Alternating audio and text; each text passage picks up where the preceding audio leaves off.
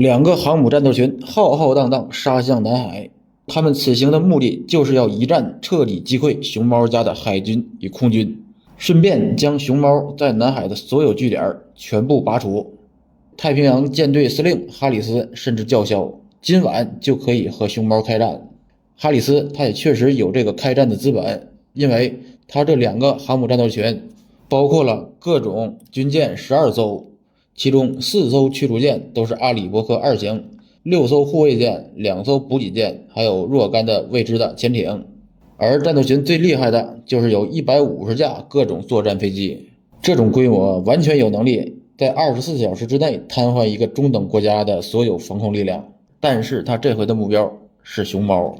身为一个有小本的血统的上将，哈里斯非常反感别人说他是日裔上将，但是由于他非常的敌视熊猫，所以很难不让人怀疑跟他这个血统有关系。2016年7月1号，哈里斯率领2个航母战斗群浩浩荡荡的从吕宋海峡杀奔南海。经过3天的航行，航母战斗群已经抵达了黄岩岛以南海域。哈里斯暗暗发誓，这回一定要借着仲裁结果的舆论东风，一战定乾坤，彻底将熊猫干废，让熊猫再也不敢提大国梦这3个字儿，让南海成为第2个中东火药桶。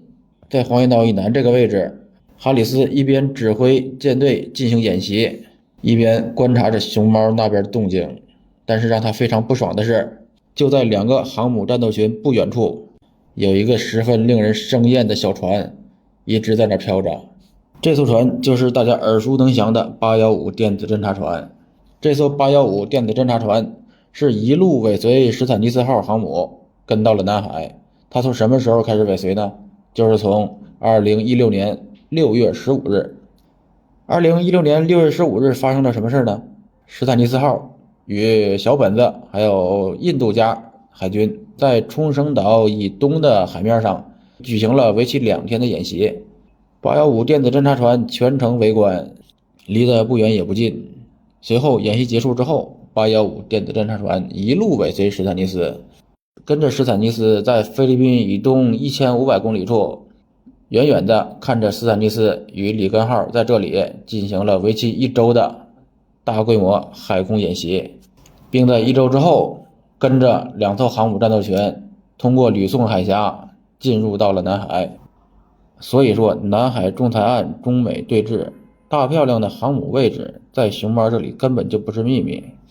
我这可不是瞎说，大家可以去搜一搜当时的新闻，你看一看6月15号在冲绳岛以东是不是有美印日联合军演，再查一查他们军演的时候是不是有一艘815就在他们旁边溜达。那个时间是6月15，距离7月12只有不到1个月的时间。当时全世界都闹得沸沸扬扬，到了7月12，两家就会开战。你想在那种紧张的时刻，815一旦盯上斯坦尼斯，他能放得了吗？对不对啊？那毕竟当时大漂亮在太平洋地区就2个航母战斗群，好不容易逮到一个，那能不跟着吗？那我不跟着让你跑了，那将来我再找你有多难呢？对不对？所以说从6月15号开始，熊猫家就已经完全掌握了史坦尼斯号这个航母的位置，并且在6月底，里根号与史坦尼斯号2个航母战斗群在菲律宾以东1500海里处进行演习，815电子船也全程跟踪。所以说它这个航母的位置一直都在熊猫的掌握之内，这些都有新闻，大家伙可以去查，我并不是瞎说，都是有根据的。然后时间来到7月6日，熊猫家3大舰队全部出动，南部战区几乎所有先进的战机全部集结。但只是这些作战力量在哈里斯的眼里那根本就算不上威胁，原因就是熊猫它没有航母，没有航母就只能被动挨打。哈里斯相信只需要航母编队的第一波攻击，他就有能力完全彻底的将南沙7个岛礁上的军事力量完全去军事化。到时候熊猫失去外围阵地，只能龟缩在西沙群岛和海南岛那一线。在这种情况下，航母战斗群将会想怎么打就怎么打，就像他几年前攻打叙利亚一模一样，先敲掉西沙群岛和海南岛里边的雷达和防空，随后将海面上的舰艇全部炸沉。那在熊猫没有雷达和防空的情况下，而且海军航空兵已经废了的情况下，那航母的飞机打军舰那就是手拿把攥，你最后的结果就是想炸哪儿就炸哪儿。那想到此处，那哈里斯他不禁微微一笑，目前大环境对我有利，在我这2个航母战斗群的威慑之下，之前不敢惹熊猫的小月、印尼小马也纷纷的向我靠拢，一个个的都承认仲裁庭的合法性，并且还一个个的向仲裁庭提交了申请，要求仲裁庭在出结果之前充分考虑他们的利益、他们的诉求。这个小泰看起来跟我们挺好吧，就连小泰都开始有股冲动，也派了观察员去了法庭，准备旁听一下。看来呀，他也是想分一杯羹。这些小国太明白大国的肉到底有多香，只要我战胜熊猫，那这些小国必将群起而攻之，到时候整个南海就是一大片肥肉，所有小国都要过来分一口。那想到此处，哈里斯再次微微一笑，端起一杯清酒就一饮而尽。随后他就悠闲地坐在沙发上，开始观看今天熊猫的演习内容。结果一看，还是原来那些陈词滥调，什么舰载导弹、飞机巡逻，都是老掉牙的演习科目。那熊猫还是那个熊猫，重形式不重实践，只会摆花架子。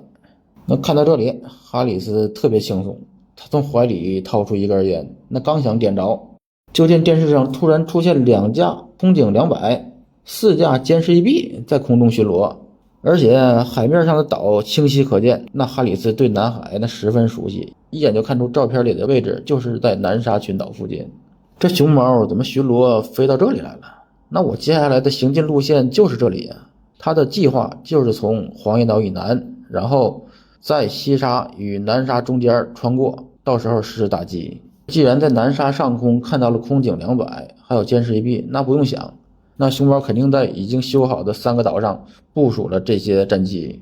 虽然舰队继续按原计划行驶，有可能和熊猫的空军撞上，但是哈里斯一点不怕，因为他可以进行全天候全频段的干扰，并在第一时间将815给击沉，然后作战飞机在预警机的带领下全部无线电静默，超低空掠海飞行，把熊猫在南海的7个岛全给扬了。那想到此处，那哈里斯不禁再次微微一笑，你有张良计，我有过云梯，战争的形势还是掌握在我大漂亮手中。想着想着，哈里斯就特别得意，他把烟点着，刚想抽一口，结果就看到电视上接下来放的内容。那熊猫家第2天演习的内容竟然就是针对他的作战计划进行的反击。那熊猫家的演习内容是什么呢？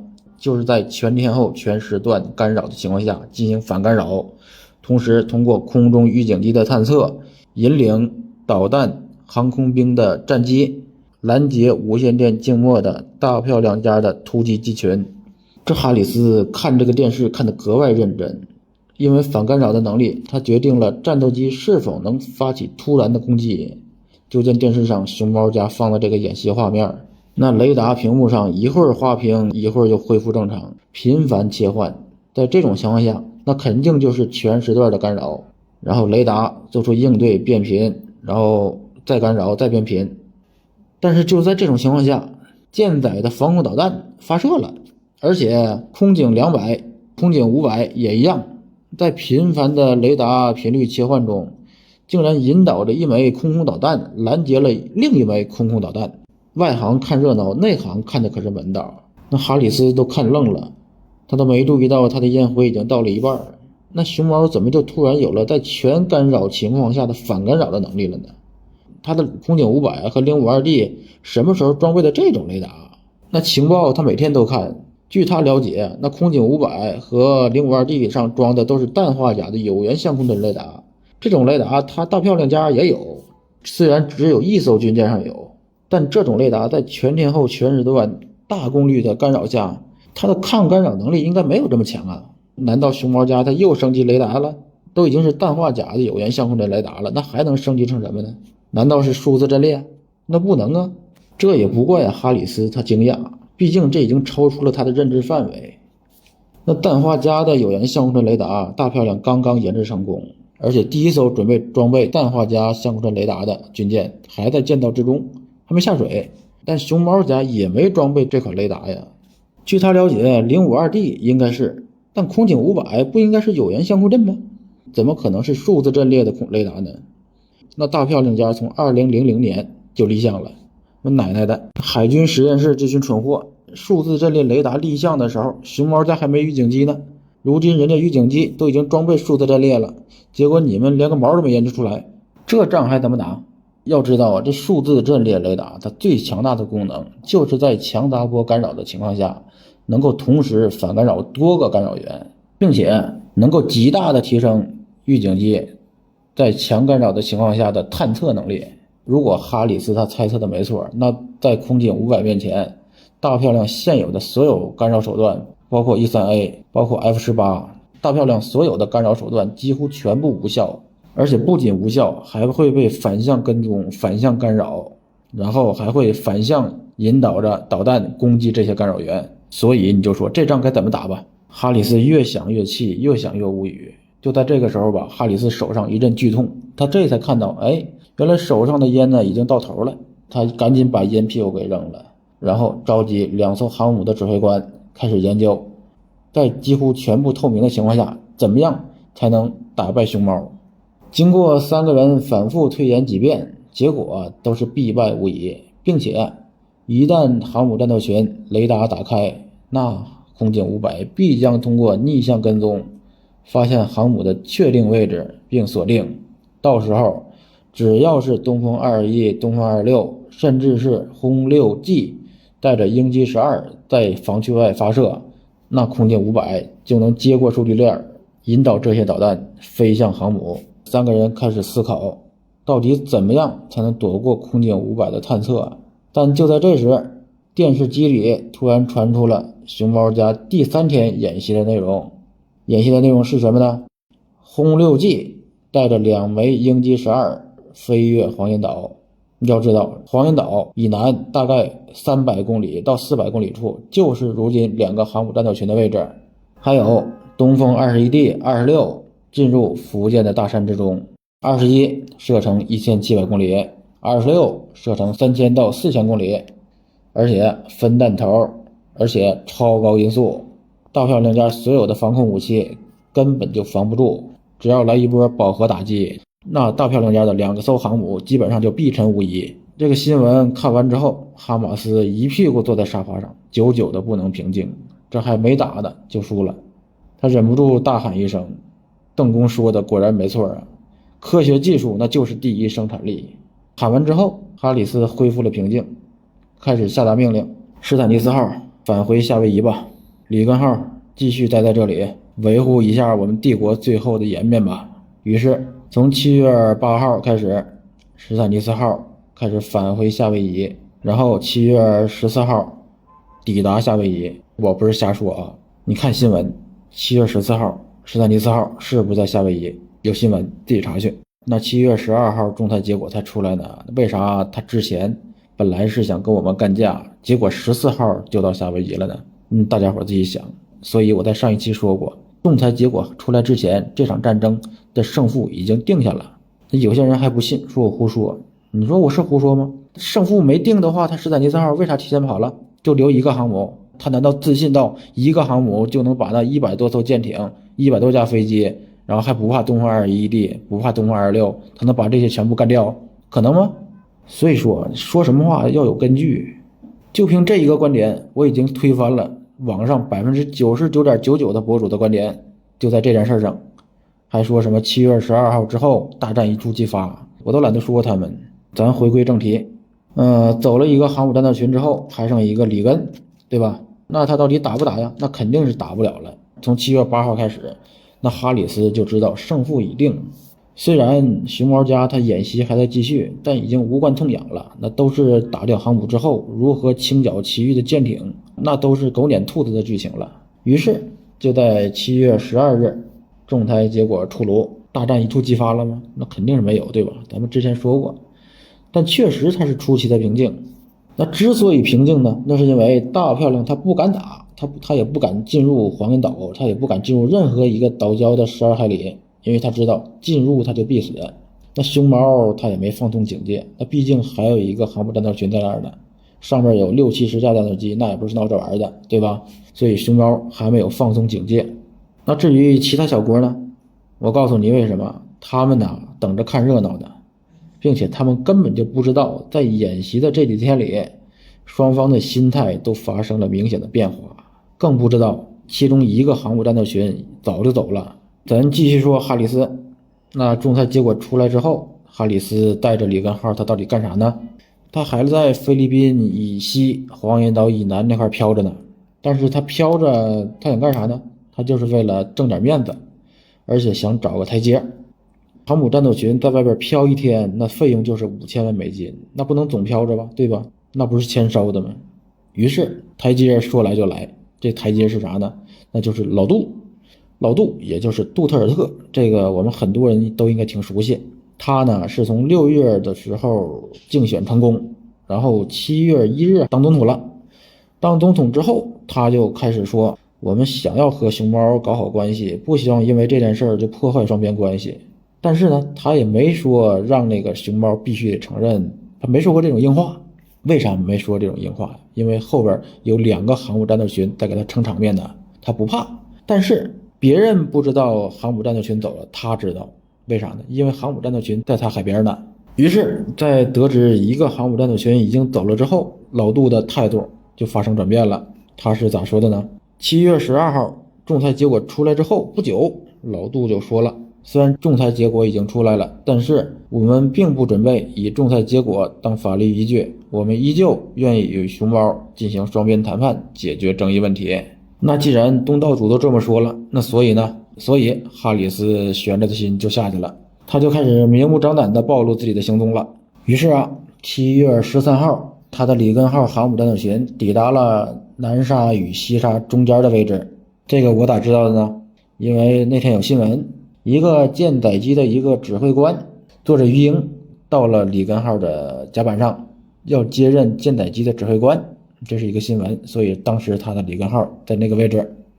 然后7月15号还是在南沙群岛那片位置，但是他往西开了大概有100-200公里。他在那儿干啥呢？他叫来了一些外交官和记者，然后进行什么采访、访问、参观。这也是个新闻。所以说我知道他7月15号还在南海。里根号下一次出现在新闻里，那就是7月26号了。从7月15到7月26中间11天。